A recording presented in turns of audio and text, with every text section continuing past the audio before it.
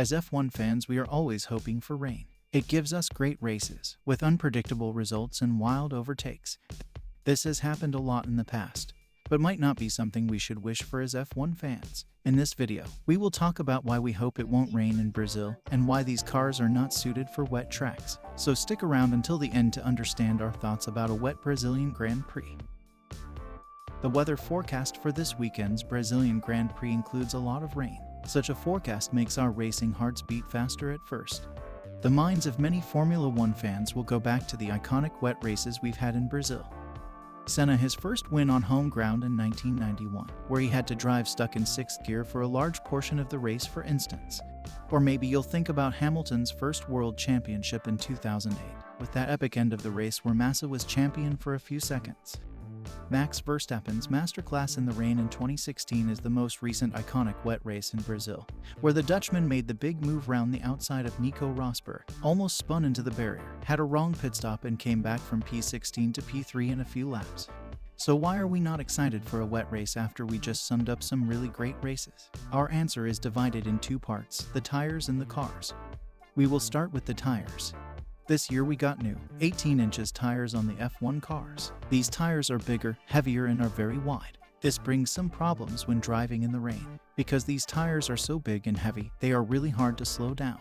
A heavy wheel needs more force to stop, but because of the low grip on the track when it's wet, they can slide very easily. They are harder to control and make the driving very difficult for the drivers. Because of the width of the tires, they will also launch more water into the air. The wider tires pick up a lot more water and put it up in the air. This will disturb the visibility for the drivers behind a lot. The spray behind the cars will be much bigger because of these tires and make it very unsafe for the drivers, and they are not able to race each other because of this. Just compare the spray behind a 2016 and 2017 car. It is so much worse than before. The spray behind the cars was one of the reasons of the delay in Japan this season. The drivers weren't able to see a thing in front of them because of the spray from the cars in front. But there was another thing that really came to light during the Japanese Grand Prix. No team wants to be on the wet tires. The wet tires are very slow compared to the intermediate tires. The wet tires don't provide much grip and do overheat very easily. They do a good job of draining water, but don't give the grip to be competitive on. The teams therefore choose to be on the intermediates very quickly, even when it can be a bit dangerous and the track hasn't dried up enough.